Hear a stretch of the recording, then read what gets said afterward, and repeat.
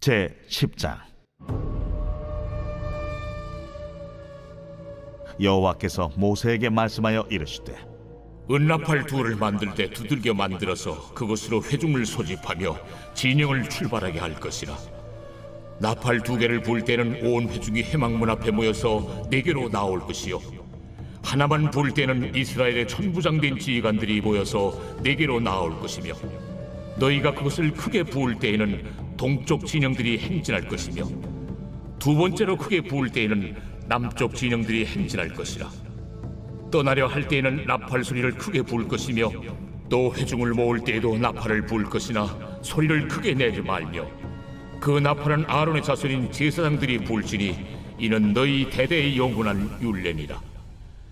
또 너희 땅에서 너희가 자기를 압박하는 대적을 치러 나갈 때에는 나팔을 크게 불지니, 그리하면 너희 하나님 여호와가 너희를 기억하고 너희를 너희의 대적에게서 구원하시리라.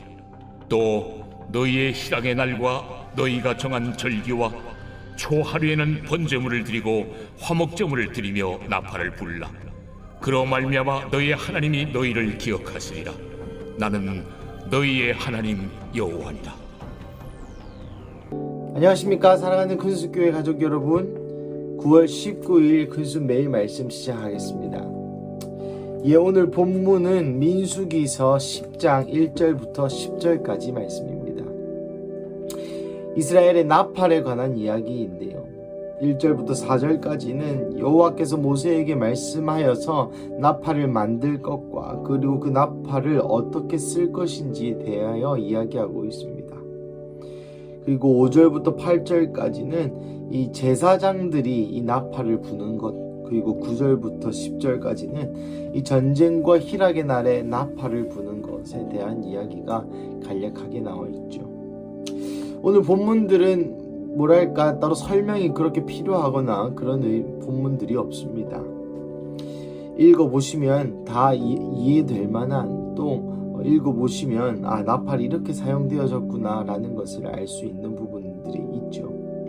5절부터 8절까지는 크게 불 때, 한 번 불 때는 동쪽 진영들이 움직이고, 두 번째로 크게 불 때는 남쪽 진영들이 움직이고, 그리고 또 회중을 모을 때에서 나팔을 불지만 그때에는 제사장이 불고, 그리고 전쟁의 날에 불고, 또 희락의 날에도 불고. 본문에서 나오는 것 같이 더 전통적으로 나팔은 두 가지 경우에 쓰였습니다. 첫 번째, 군대를 정렬하기 위하여 썼습니다. 그 당시에는 마이크나 핸드폰이 없었죠. 그러니 정렬된 군대를 조직하고 또 그 일사불란하게 사람들의 움직임을 통제하기 위해서 나팔을 고대에, 또 비단 이스라엘뿐만 아니라 이 전 지구적으로 많이 썼습니다. 우리나라도 마찬가지고요. 북이나 나팔 같은 것은 군대의 정렬의 소리를 의미합니다. 두 번째는 국가의 위기 상황이나 어떤 알림이 있을 때 썼던 것입니다. 이스라엘 백성에게는 하나님의 말씀이 있고, 또 동쪽과 남쪽 진영들이 행진할 때에, 혹은 회중들을 모을 때에, 어떤 국가의 어떤 대소사가 있을 때에 회중을 결집하고 또 효율적으로 정보를 전달하기 위함이죠. 나팔은 대체적으로 사람이 사람에게 부르는 나팔입니다. 하지만 오늘 본문에서 강조하고 있는 특별히 9절부터 10절까지의 나팔은 사람이 사람에게 부르는 나팔이 아니라 사람이 하나님께 부르는 나팔을 이야기하고 있습니다. 전쟁의 날에 하나님이 기억하시고 구원하신다. 희락의 날에 나팔을 불게 되면 하나님이 기억하시고 나는 너희의 하나님이 될 것이다. 이 짧은 두 문장에는 굉장히 깊은 진리가 있습니다. 공통적으로 들어가는 것이 있죠. 전쟁의 날과 희락의 날에 나팔을 부는데 공통적으로 들어가는 단어들이 있죠. 무엇입니까? 하나님이 기억하신다는 것이죠. 우리가 나팔을 불 때에 하나님이 기억하신다는 것입니다. 하나님이 기억하신다라는 표현은 또 어떤 의미가 있을까요? 하나님이 기억하셨다, 하나님이 들으셨다라는 의미는 하나님이 책임지신다라는 의미입니다. 즉 우리의 전쟁의 날에 우리가 나팔을 불 때에 하나님이 기억하시고 책임지시고, 우리의 희락의 날도 하나님이 기억하시고 우리가 그 드리는 감사의 제사를 받으시고 또 그것을 기억하신다는 것이죠.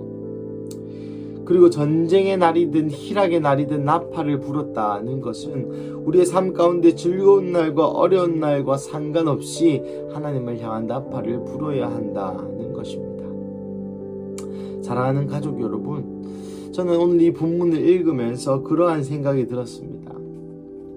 어제 본문을 읽으면서도 마찬가지로 전쟁의 날에 우리는 나팔을 많이 붑니다. 왜냐하면 전쟁이 나에게 속한 것 아니기도 하지만 그와 동시에 무언가 전쟁이라는 것은 사람을 두렵게 하고 인생의 전쟁의 시즌이다 라고 표현할 때 무언가 좀 절박하고 갈급하고 뭔가 좀 돌파구를 찾고 싶고 도움의 손길이 있었으면 좋겠고 그러한 마음이 강하게 들죠. 그럴 때에 우리는 나팔, 요즘으로 표현하면 기도라고 할 수 있겠죠.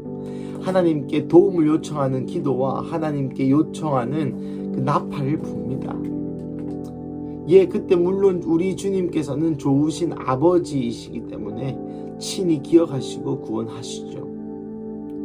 하지만 희락의 날에 우리가 감사의 나팔을 잘 부는가는 조금 물음표인 것 같습니다. 물론 경계하는 마음에 불 수 있겠죠. 희락의 날에 하나님께 감사하는 마음을 드리지 않고 희락의 그 자체에 너무 도취되어 하나님께 나팔을 부는 자들이 많이는 없는 것 같다라는 생각이 들었습니다. 저 또한 마찬가지고요. 이번 주 주일 설교 때 저희가 청년교회와 함께 나눈 말씀이 있습니다. 그것은 바로 하나님이 우리의 삶 가운데 드러나시는 것에 대해 그렇게 간절하지 않다는 것입니다. 우리의 삶에 문제가 있고 전쟁의 날에는 그렇게 나팔을 매일 불고 또 불고 금식하며 나팔을 불지만 희락의 날에는 물론 희락의 날 금식할 필요가 없겠죠. 하지만 인생이 편안할 때에 하나님이 솔직히 말해서 별로 필요 없을 때에 우리가 하나님을 그렇게 간절하게 찾지는 않는다는 불편한 현실이 오늘 본문의 가운데도 여전히 드러나는 것 같습니다. 사랑하는 가족 여러분, 여러분의 삶이 전쟁의 때에 계십니까? 나팔을 부십시오. 여러분의 삶이 희락의 때에 계십니까? 나팔을 부십시오. 제가 요즘 밀고 있는 말씀이 있죠. 내 잔과 산업의 소득이 하나님이시라. 여러분의 잔, 즉 고통, 예수님이 말씀하셨던 그 잔의 소득도 예수님에게는 하나님이셨습니다. 우리의 잔, 우리의 고통의 소득도 하나님이시요. 우리의 산업, 우리의 희락, 우리의 기쁨, 우리의 평안한 때, 우리의 즐거움, 우리의 인생의 소득도 하나님이시기를 간절히 축복합니다. 사랑하는 가족 여러분, 그래서 오늘의 본문의 방점은 하나님이 기억하신다에 있습니다. 우리가 나팔을 부는 그 행위 자체도 중요하겠거니와 그것보다 우리가 나팔을 부는데 아무 대답이 없고 아무 의미가 없으면 우리는 나팔을 불 이유가 없습니다. 우리가 나팔을 부는 이유, 우리가 기도하는 이유, 우리가 이 땅에 서서 이 모든 사명과 비전과 큰숲교회의 그 영적인 유업과 영적인 우물을 파는 이유, 하나님이 기억하시기 때문입니다. 그래서 오늘도 그 기억하시는 하나님께 함께 나가시기를 주님의 이름으로 축복합니다. 오늘 여러분의 삶 가운데서 전쟁이 있든지 희락이 있든지 평화가 있든지 공격이 있든지 어려움이 있든지 광야에 있든지 나팔을 부십시오. 그래서 우리의 아버지 하나님으로 하여금 우리를 기억하게 하십시오. 그래서 오늘도 하나님을 소득으로 누리시는 하루 되시기를 주님의 이름으로 간절히 축복합니다. 우리 함께 기도하시겠습니다. 사랑하는 하나님, 감사합니다. 오늘 본문을 통하여 다시 한번 우리에게 나팔을 불라고 말씀하시니 주님 감사합니다. 하나님, 우리의 인생의 때에 전쟁의 날에는 나팔을 많이 불지만 우리의 인생의 희락의 때에는 주님께 감사의 나팔을 잘 드리지 않는 저의 이 비겁한 신앙을 주님 용서하여 주시옵소서. 주님, 이 시간 다시 주님 앞에 감사를 올려드립니다. 전쟁의 때나 희락의 때나 화평의 때나 공격의 때나 광야의 때나 어려울 때나 기쁠 때나 슬플 때나 좋을 때나 나쁠 때나 언제고 나팔을 불 때에 하나님이 우리를 기억하신다는 이 사실에 주님 오늘 다시 한번 감사를 올려드립니다. 그래서 주님 오늘 이 화요일 아침에 다시 한번 나팔을 봅니다. 주님, 우리의 인생을 기억하시고 우리의 인생을 살펴주시옵소서. 주님 감사합니다. 이 모든 말씀 살아계신 예수님의 이름으로 기도드립니다. 아멘.